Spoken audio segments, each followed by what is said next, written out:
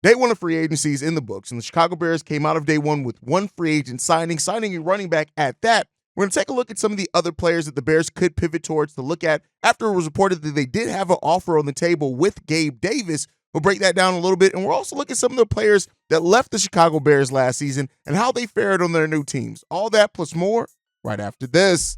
You are now tuned in to Chicago Bears Central, your number one place for all Chicago Bears news and content. What's going on, Bears fans? Welcome to another episode of Chicago Bears Central, your number one spot for everything Chicago Bears related. I'm the host, Haize, but more importantly, you guys can follow the channel at Chi Bears Central on every social media platform we happen to be on. With that being said, let's go ahead and get into the content. And I know everybody's interested to hear my list of what free agents that are still on the board that the Chicago Bears could go after. But before we talk about that, I want to talk about some of the players that left the Chicago Bears in the 2023 season and how they ended up faring and how if the Chicago Bears let any get away, right? And the first one we got to talk about is one that was kind of a big story made about, and that was Trevis Gipson, the defensive end who ended up leaving the Chicago Bears for the Tennessee Titans last year. Keep in mind, he was a fifth-round pick in the year 2020 for the Chicago Bears. 2020 for the Chicago Bears. And initially, throughout the first couple of years there,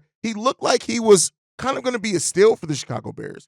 You look at a 9-start, 7-sack, 5 forced fumble rookie season for the Chicago Bears.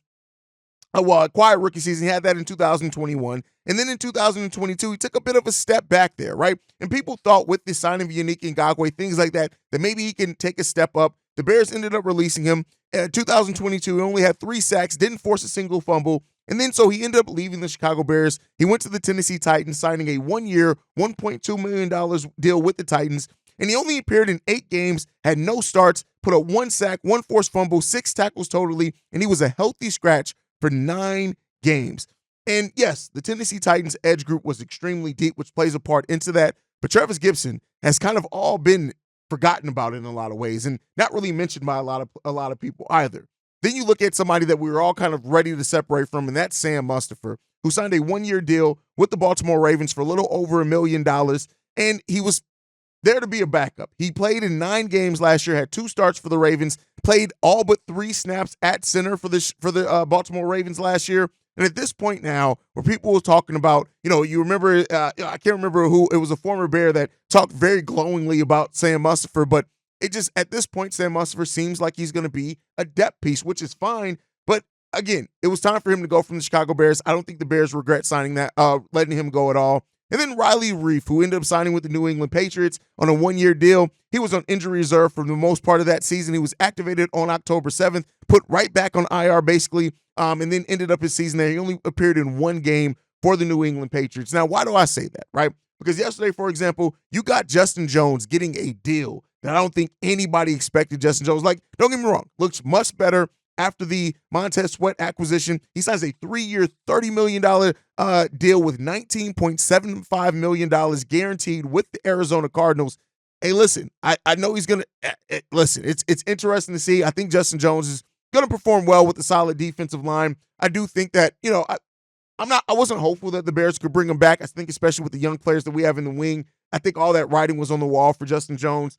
And then one thing that we did expect, I kind of expected this early in it, Darnell Mooney is drawing interest reportedly from the Kansas City Chiefs to pair with Matt Nagy. He had his best career under Matt Nagy as the head coach of the Chicago Bears. He's the offensive coordinator now of the Kansas City Chiefs, going to get to play with Patrick Mahomes. I'm sure is a much better, they have a clear quarterback situation. They're going to have a clear role there for him. And so, those are 2 players right now. Justin Jones already signing. Darnell Mooney, who's all but, I think I would expect that Kansas City Chiefs deal to get done sooner rather than later for him. But it is what it is there. And then, that's where it sits right now. Now, the Chicago Bears reportedly did make a big offer for Gabe Davis, but he ended up making a choice to sign with a different team. And that's fine there. He signs with the Jaguars, but it reportedly that the Bears offered a very similar deal to what the Jacksonville Jaguars made him. Now, what does that mean? That means that the Bears are on trying to bring a big-name wide receiver, spending money on wide receiver to come in.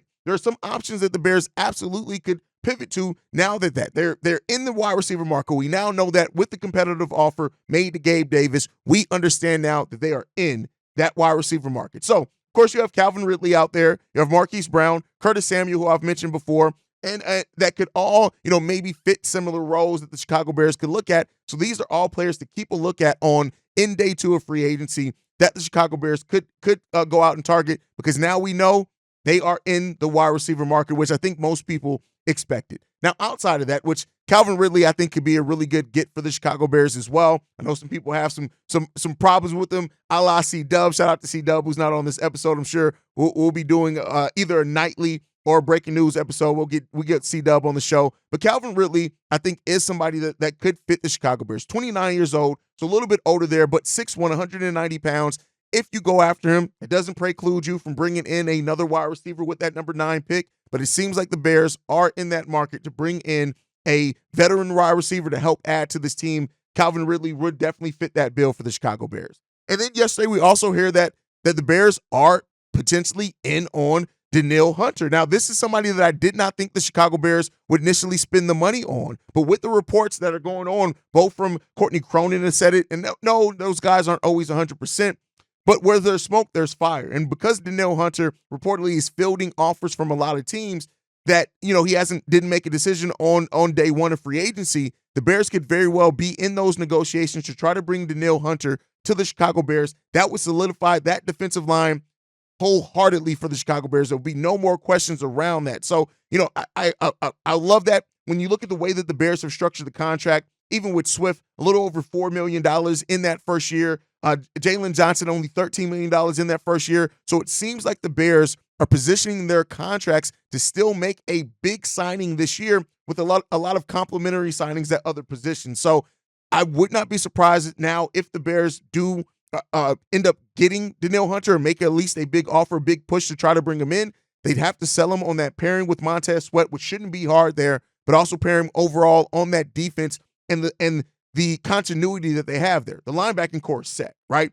The secondary now is set basically. You still may be looking for a safety, but basically set there with your signing there already as well. So, bringing in Danielle Hunter to a defense is already kind of set. You're coming in. Yeah, you're going to have some rookies and some doubts on, second-year players in Javon Dexter, Zach Pickens in that interior defensive line, but you still got DeMarcus Walker there as well, who fills on the inside and outside. You got Andrew Billings. So maybe the Bears can sell Danielle Hunter coming to the Chicago Bears.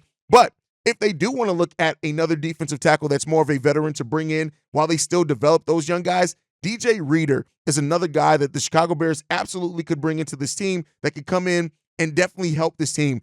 Pro Football Focus doesn't have him getting a huge deal. Now, some of the deals that have gone out there, things could change a little bit on that. But when you look at Reader, 29 years old, only one sacks last season for the Cincinnati Bengals. But this is a guy who's a solid veteran who can come in as that depth piece while you're still looking to maximize your young player in Javon Dexter, who reportedly put on a lot of weight this summer. This offseason already. So that's something that absolutely the Bears could look at and take a look at as well. Another one in that wide receiver market who I mentioned, Marquise Brown. I think this is a guy who, if the Bears can bring him in, I kind of gone of two minds. If you guys can't tell, I'm trying to decide if the Bears are going to go wide receiver with that number 9, or maybe they're going to go offensive line. But kind of the signings that are out there, Marquise Brown, 26 years old, 574 yards and 4 touchdowns receiving last season. This is a guy who can come in, fill in that slot role really well for you. You still do get another a rookie wideout in this draft, and I really like the potential for him on the Chicago Bears team as well. And then another one that I've had on the list for the Bears for quite a while is Connor Williams. And the fact that is that if he was fully healthy, Connor Williams would be the best center prospect in the free agent market. But the doubt around that knee injury for him is leading to a lot of concerns over, is he going to be ready to go by the start of the season, what that deal would look like. I'm sure his agent is still trying to get him the most money while selling teams on the fact that he's going to be healthy and ready to go by the start of the NFL season. But that doubt around him, otherwise, I still would not mean, if the Bears can get him on a friendly contract, I wouldn't mind at all the Bears bringing him in. I would not mind that at all. That it just depends on what the money on that deal is. All right, but again, we know we need a center, especially if you can bring one in. We know we signed Ryan Bates, but I think if you can get another center in here, Ryan Bates could fill in while Connor Williams is getting healthy, or if you do have some injury concerns, we know that he can fill in that role. So that's something to take a look at also. Another player that I know a lot of people have mentioned early that the names kind of come down on, but that's Chase Young. And the reason why I'm going to pivot towards Chase Young here is I'm going to say that because we now have heard that the Bears have made an offer, reportedly, rumored, for Danielle Hunter, that may mean that they are willing to spend money. Now, Chase Young brings tons of questions around his health. And that goes back much like with Connor Williams.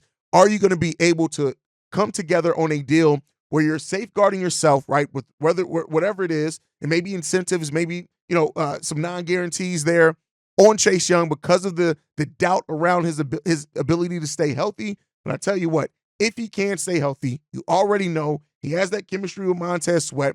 You know what you're getting from him when he's able to stay on the field. The bigger question with Chase Young is the health aspect of it. And if you can get that health, if you feel pretty confident in that health and looking at the medicals, I do think that the Chicago Bears could absolutely take a look at him as well. Now, a couple of offensive tackles that I want to take a look at because we know the Bears do need depth on that offensive line. I'm going to look at Tyron Smith, who played with the Dallas Cowboys last year. This is a guy who is solid, right? He can play. He can come in. He can start for you. He can come off as a depth row for you if you don't. But I think he is one of those names that could push Braxton Jones for that starting position. And then that way you're getting the best out of it, right? We know that Matt Eberflus is not against having his training camp position battles. Tyron Smith is one that I definitely would take a look at as well as Trent Brown. I'll take a look at him as well. Played with the New England Patriots last season. So we'll see with that one. I think that those are two really good options at the tackle position to add some needed depth for the Chicago Bears. If they decide to go that route, I don't think that it can hurt at all. And then another one is Mekhi Becton. And I've talked about him before as well. He offers a lot of the same things, right? So those are some really good offensive weapons out there on that offensive line for the Chicago Bears to add depth. And keep in mind, there are going to be a few of these guys who wind up not getting deals with some of the other teams. And so because of that, the Bears could be in a situation to be able to slide in, make a decent offer, even if it ends up being a 1-year, only 2-year deals. I think that those guys can help really the depth and the overall quality of that offensive line, because regardless of who your quarterback is, you want to put them in a situation where they're well more protected than what they were last year as well. And so those are kind of some things that I'm looking at. Now, we know with the tight end, one of the people that I had in Kobe was signed by another team. So another tight end that the Chicago Bears could look to pivot to if they want to try to bring in, but we're pretty sure, especially with Shane Waldron, they're going to want to bring in some tight end depth there, another tight end that could catch some passes, do some things under that Shane Waldron offense. Gerald Everett from the Chargers is somebody that the Bears could absolutely go after. 29 years old, 6'3", 250 pounds. Last season, he had 411 yards receiving with 3 touchdowns. So that's a really good production there. When you look at it, he has not had a single year other than his rookie year of under 244 yards. And he had 2 touchdowns in that year as well. When you look at since 2019, he has not had a season of under 300 yards receiving and 2 touchdowns. The only season he had only 1 touchdown was 2020. Every other year, multiple touchdowns. So I think with pairing with Cole Kmet, bringing in another tight end here to help that Shane Waldron system, which you're going to pass a lot more in, I do think that he's a guy as well who can really help the Chicago Bears at that position that it seems like the Bears are definitely going to take a look at. So we'll see what happens with the Chicago Bears. So there's still more than enough options in multiple positions that the Chicago Bears could absolutely take a look at, that I think that the market is still out there. The Bears are still going to have an active free agency. And, I've seen some people already kind of be disappointed, right? The fact that we weren't more active in day one. That goes back to kind of that microwave mindset that a lot of fans have on, if you're not doing it absolutely right now, then what are you doing? It takes some time, man. It takes some time, and you want to make sure you're getting the right pieces in, right? I think that's the ultimate thing, is getting the right pieces. And we know that Ryan Poles looks at fit. They look at scheme fit. They look at personality fit. So it takes them a little bit longer sometimes to go through some of those things. But I think also with you having the big question of quarterback that you're having on what you're going to do there, I think that kind of all adds into that, right?